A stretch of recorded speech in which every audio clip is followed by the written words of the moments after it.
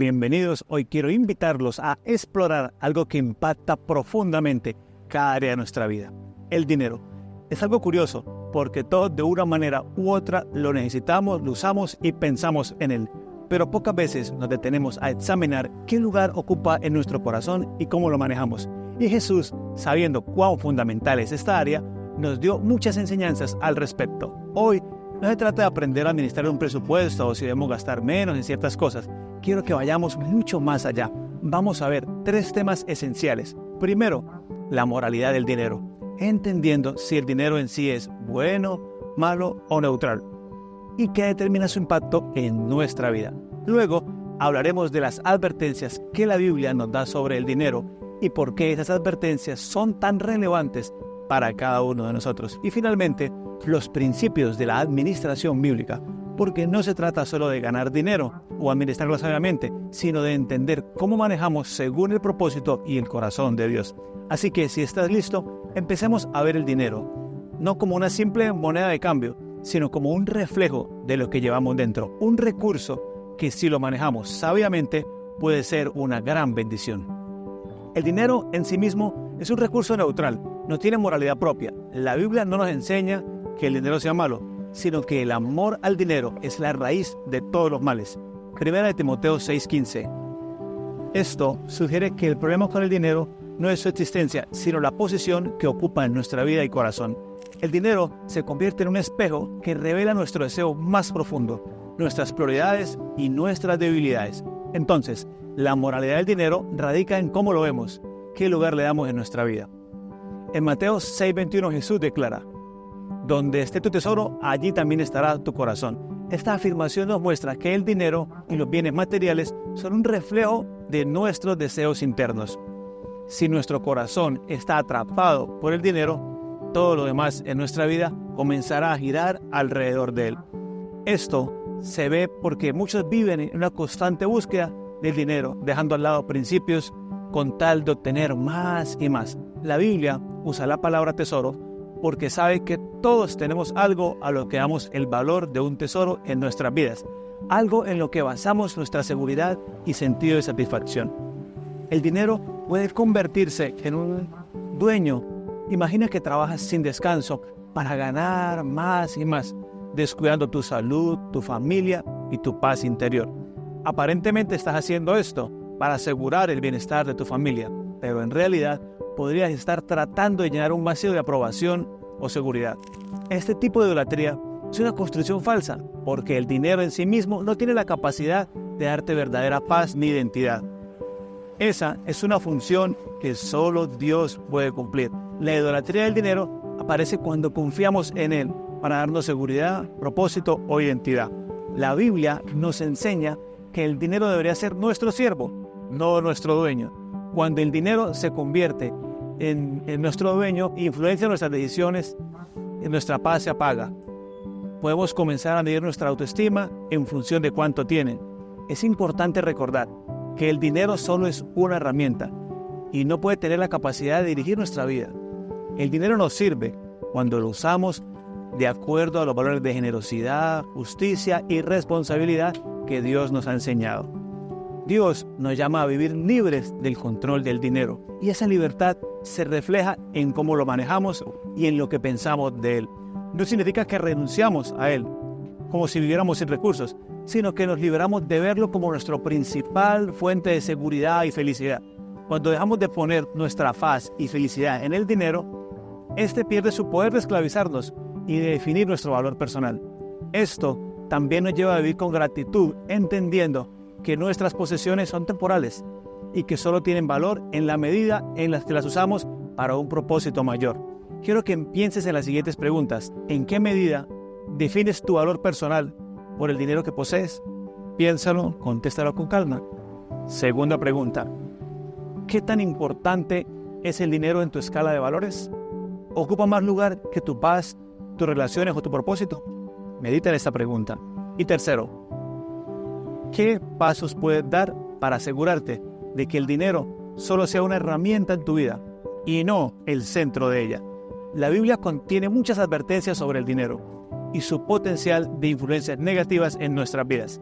Esas advertencias no están destinadas a limitarnos o a hacernos temerle al dinero, sino a protegernos y guiarnos para que podamos disfrutar de una vida equilibrada y satisfactoria. Dios conoce el poder que el dinero puede tener en nosotros y quiere evitarnos caer en la trampa, como si el dinero fuera la solución a todos nuestros problemas.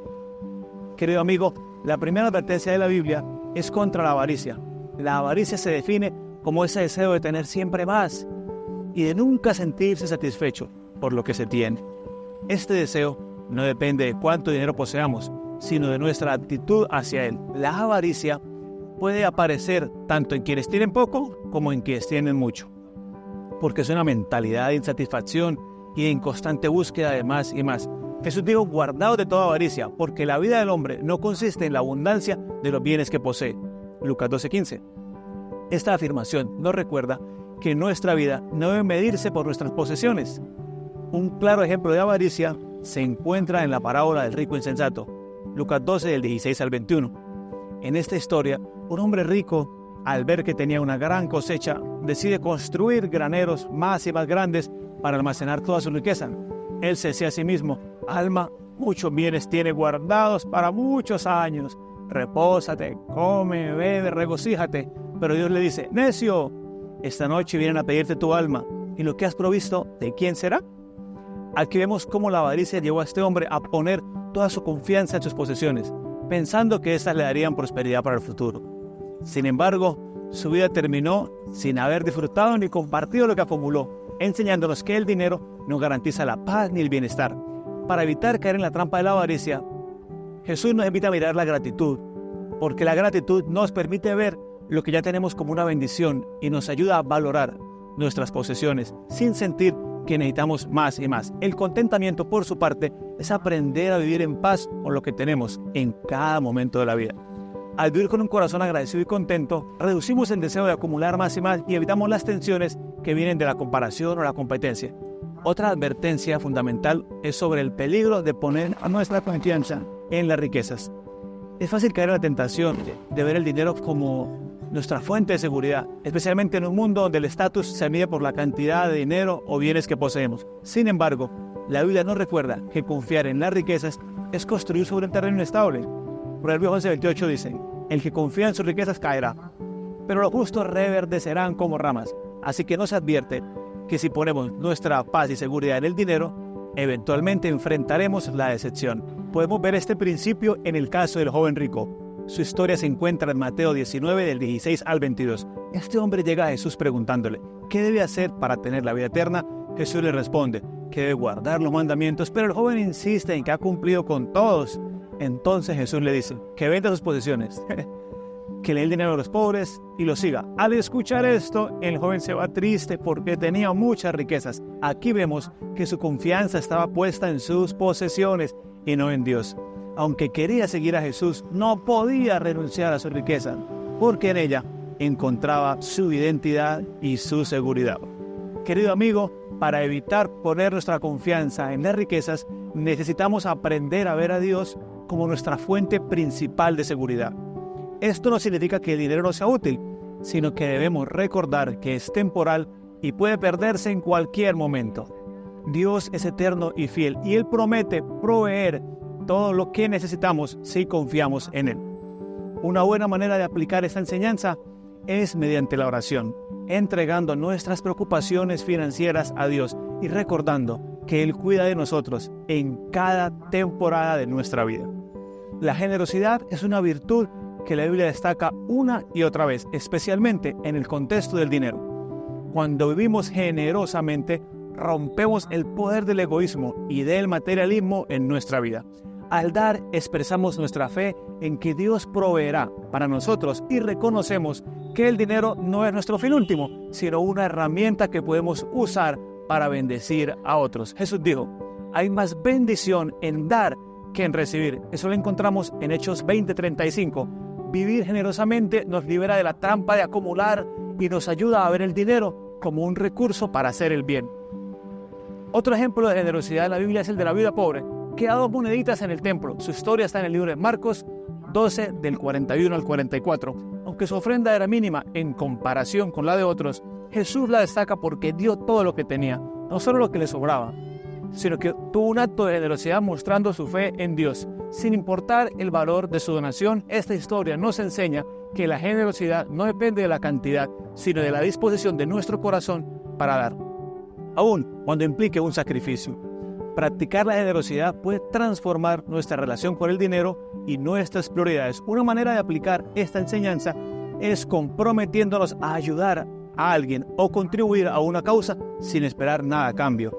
Cada acto de generosidad nos ayuda a liberar nuestro corazón del control del dinero y nos permite experimentar la paz y la satisfacción de ser un canal de bendición. La generosidad nos recuerda que todo lo que tenemos proviene de Dios y que cuando damos estamos honrando a aquel que nos da cada recurso. Tengo otras preguntas. ¿Hay áreas en tu vida donde sientes que estás cayendo en la trampa de la avaricia? Piénsalo muy bien. ¿Qué tan importante es para ti la seguridad financiera en comparación con tu confianza en Dios? ¿Y de qué manera puedes practicar la generosidad en tu vida cotidiana para fortalecer tu fe y liberar tu corazón del control del dinero? Sigamos avanzando. La administración bíblica es el concepto de que todo lo que tenemos proviene de Dios y Él nos lo ha confiado para que lo usemos de acuerdo con sus principios. La administración va mucho más allá de hacer un presupuesto y ahorrar. Es un reflejo de nuestra fe y de nuestra relación con Dios, pues cada recurso que tenemos es una oportunidad de honrar a Dios y de vivir de una manera que refleje su carácter en nuestras decisiones financieras.